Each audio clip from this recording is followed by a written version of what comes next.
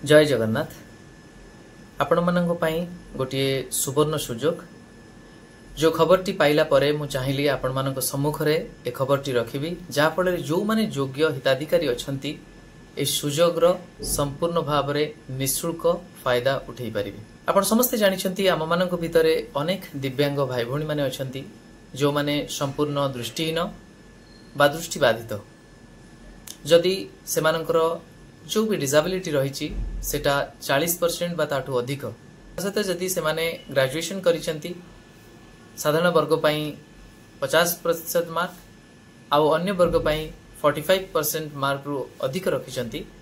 ताहाले से माने एथिरे योग्य विवेचित हेबे ए सुजोगटी पाइबा पई।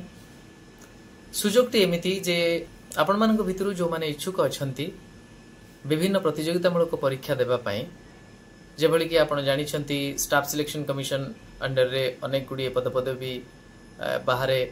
ठीक से भली ओडिशा स्टाफ सिलेक्शन कमिशन हो बा अन्यान्य जो संस्था रही तांको अधीन रे जो सब परीक्षा करा जाए सेति पई मुख्यतः गोटे प्रकार रो प्रिपरेशन आवश्यकता रही से प्रिपरेशन रे आपण माननकु निःशुल्क भाव रे तालीम दिया जिवो। ए तालीम टी दिया जाउची प्रधानमंत्री दक्ष योजना अधीन रे और से जो तालीम कार्यक्रम टी हबो सेटा आपण समस्तंकर प्रिय अनुष्ठान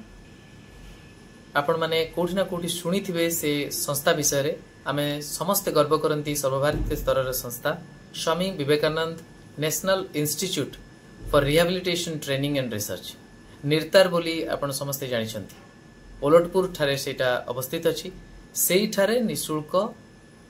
तालीम आपण मानकु दिया जिवो 9 मास धरि। ए 9 मास भितरे प्रति मास आपनकु 6000 टंका डायरेक्ट बेनिफिट ट्रांसफर माध्यम रे आपनक अकाउंट को दिया जिवो। रहिबा खाइबा पई 5000 टंका पाठ्य पुस्तक किनिबा पई दिया जिवो। आ 9 मास धरि विभिन्न स्तर रे आपनकु दक्ष करा जिवो कॉम्पिटिटिव परीक्षा देबा पई।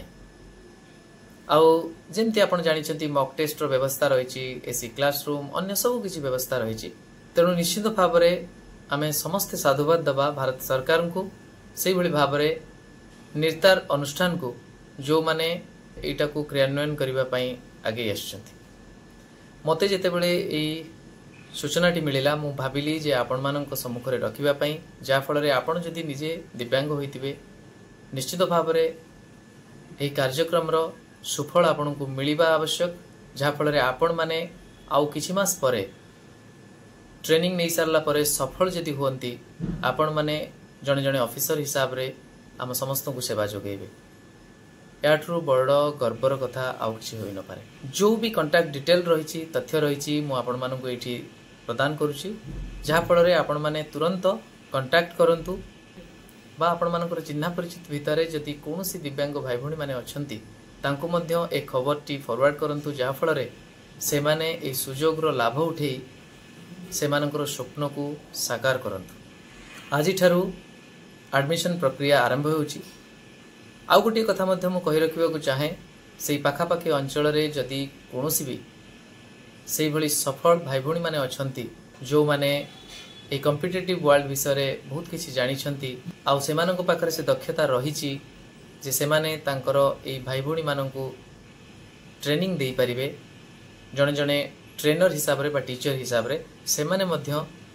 कांटेक्ट करि परिबे से मानकर जो बायोडाटा रहिची से माने पठेई परिबे से संस्था को जा फल रे आपण जने जने टीचर मध्य होई मु कहिबि नै जे बहुत किछि आपण को पारिश्रमिक मिलिबो किंतु जो भी पारिश्रमिक मिलिबो ता सहित आपण जो सेवा जोगेबे निश्चित भाव में आपण मानकु सेटा आत्मसंतोष देबो। मु आशा करिबी आपण माने समस्ते आगे आसीबा दरकार ए स्वप्न को साकार करिबा पई आउ ए प्रक्रिया जो रही ए कार्यक्रम जो रही ताकू सफल करिबा पई। रहुची नमस्कार। जय जगन्नाथ।